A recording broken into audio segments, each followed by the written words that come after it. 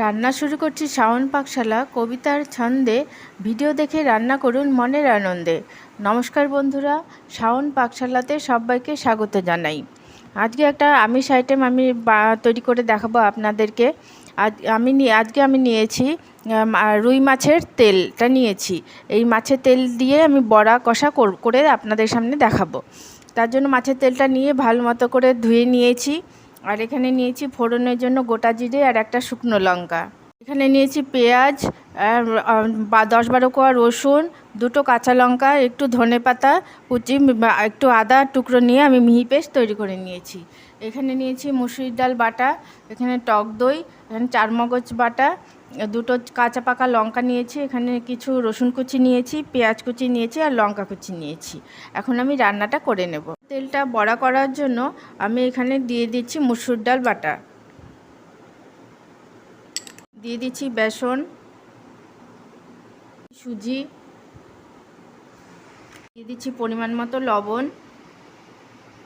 দিয়ে দিচ্ছি হলুদের গুঁড়ো, ঝাল লঙ্কার গুঁড়ো,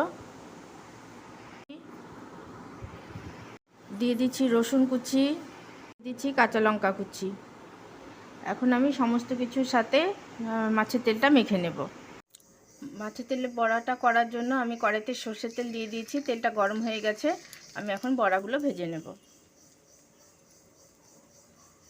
মাছের তেলের বড়াগুলো আমার ভাজা হয়ে গেছে, তেলটাও বেঁচে গেছে। ওই তেলের মধ্যেই আমি একটু আলুটা ভেজে নেব।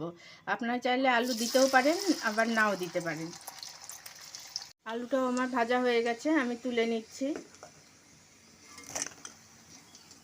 মাছের তেলের বড়া কষার জন্য এখন আমি গ্রেভিটা তৈরি করে নেব। তার জন্য তেলে আমি সাদা জিরে আর একটা শুকনো লঙ্কা ফোড়ন দিয়ে দিচ্ছি। দিচ্ছি পেঁয়াজ, রসুন, আদা, কাঁচা লঙ্কার পেস্টটা। এখন দিয়ে দিচ্ছি কাঁচা পাকা লঙ্কাটা, দিয়ে দেবো পরিমাণ মতো লবণ। এখন দেবো কিছু গুঁড়ো মশলা। প্রথমে দিচ্ছি হলুদ গুঁড়ো, দিয়ে দিচ্ছি জিরের গুঁড়ো,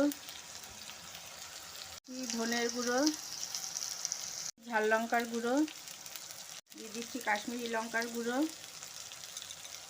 সমস্ত কিছু মশলার সাথে এখন ভালো মতো করে আমি কষে নেব। আঁচটাকে মিডিয়ামে দিয়েছি।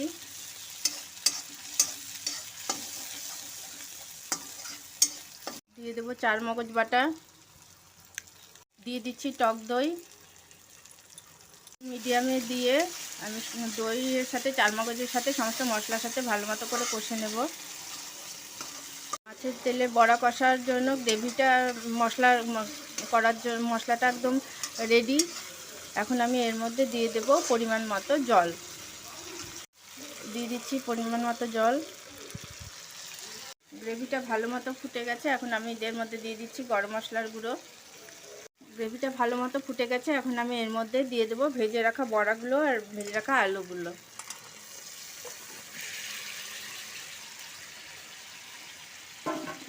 দিয়ে ভালো মতো করে সমস্ত গ্রেভিটার মধ্যে আমি বড়াগুলো ডুবিয়ে দেবো, যাতে সমস্ত মশলা লবণ সব কিছু বড়াগুলোর মধ্যে ঢুকে যায়। মাছের তেলের বড়া কষা একদম রেডি সার্ভ করার জন্য। আমি গ্যাসটা অফ করে দিচ্ছি। এটা করে খাবেন, খেয়ে ভালো লাগলে আমার চ্যানেলটিকে সাবস্ক্রাইব করবেন, লাইক করবেন, শেয়ার করবেন এবং কমেন্ট করে আমার পাশে থাকবেন।